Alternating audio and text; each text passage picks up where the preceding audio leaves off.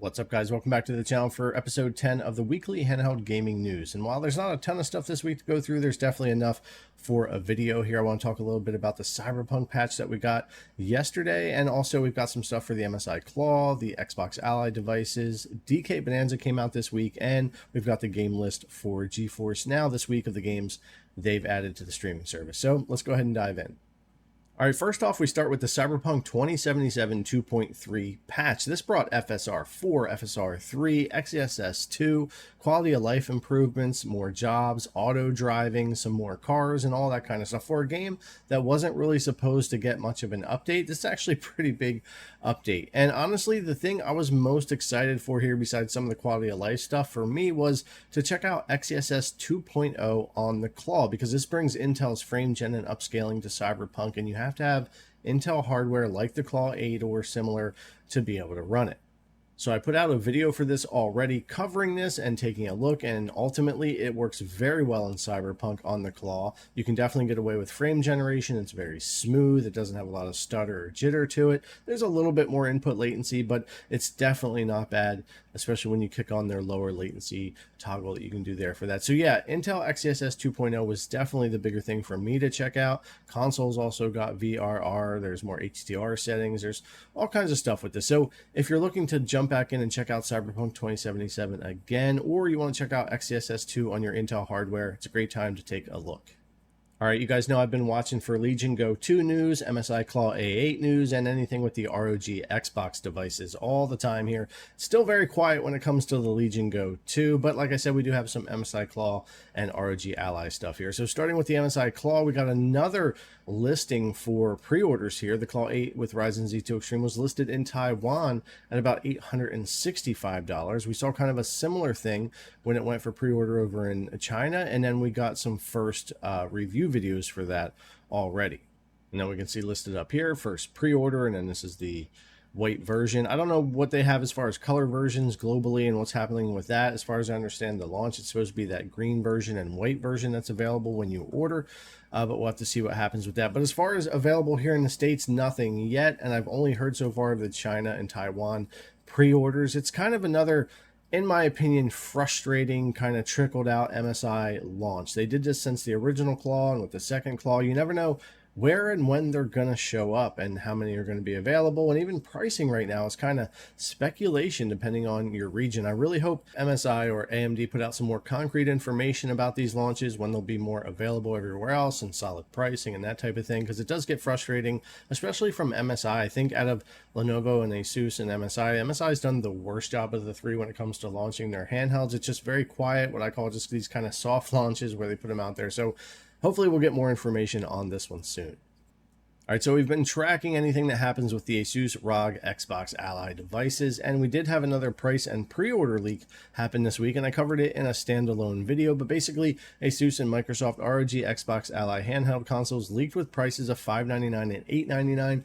Now that was in euro, and if you just convert those to say USD, you're looking at about $699 and $1050 when it comes to white device and black device. But depending on what happens with taxes in our states here and importing and all that kind of stuff, I would say that these prices could vary. I still think the white one here in the States is going to be that $599 to $699 range, and the black device from Xbox is going to be probably that $899 to $999 range. But we'll just have to see what happens with that. But yeah, they had another leak happen, or at least it was put up on the store over in Spain at $599 and $899 here for those models. So yeah, I covered this earlier on in the week, and we speculated about that a little bit, and it looks like pre-orders should be happening in August with an October release. Now, we've heard rumors of this before, and I've even heard people say that there's going to be embargoes up at the end of this month in July. So we'll see what happens with that. That would be kind of early, in my opinion, a couple of months ahead of launch, but I could definitely see an August pre-order and something like an October release. So definitely going to keep an eye on this, and I'll have more videos covering it here as we get more information. All right, and along with those leaked prices and pre-order information for the ROG Xbox Ally devices, we also got a little bit more information as far as the Windows 11 gaming handheld UI, and I think this is something that is really exciting for everyone, not just like, say, the upcoming Z2 Extreme devices and that, but what Microsoft and Xbox might be able to accomplish if they pull things off correctly with this new UI for the handhelds, helping Windows, offer a much better experience when it comes to all of our gaming, but also have all that compatibility. It says, well, today we got an even clearer look at how this is going to work, as someone has found references in Windows 11 to a new out-of-box experience UI for Windows 11 when it's running on a handheld.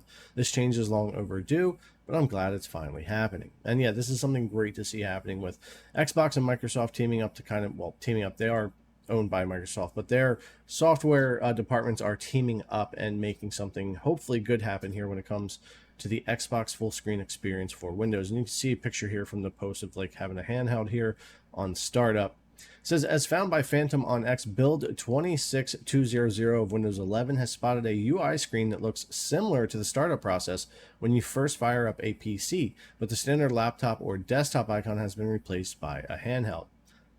On top of that, Windows latest dug into the code and found references to a new gamepad optimized UI. So I won't go into the nitty-gritty of the code itself, but what we will do is detect if your UI. What it will do is detect if you're on a handheld and flip the UI accordingly, giving you prompts based on the A, B, X, Y buttons. Press A to continue, B to go back, and so on. This is all done by a hardware abstraction layer, which basically asks the device to identify itself before proceeding further. If it is identified as a gamepad-based device, then you'll go straight into this version of Windows. It's clear that the ROG, Xbox Ally, and Microsoft's accelerated development are in response to SteamOS expanding to devices like the Lenovo Legion Go S, and the moves being made are incredibly encouraging. The app switcher and taskbar simplify things immensely.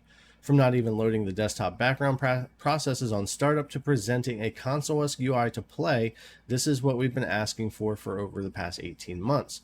Of course, this will just be coming to ASUS's new devices at first, but it will be expanding to new handhelds in 2026 and old handhelds. From what I understand, this is basically going to become available for all of the Windows handhelds, but it's clearly starting here on this partnership when it comes to ASUS and Xbox pulling this off. But yes, this is definitely something I'm really excited to see, and I don't think we would be seeing it if it wasn't for SteamOS, and we might not see the Steam Deck if it wasn't for the Nintendo Switch that came out in 2017. It's always interesting to me to watch competition drive innovation, and that is one of the big things I always say, is that we want competition, and I've always wanted more of these devices.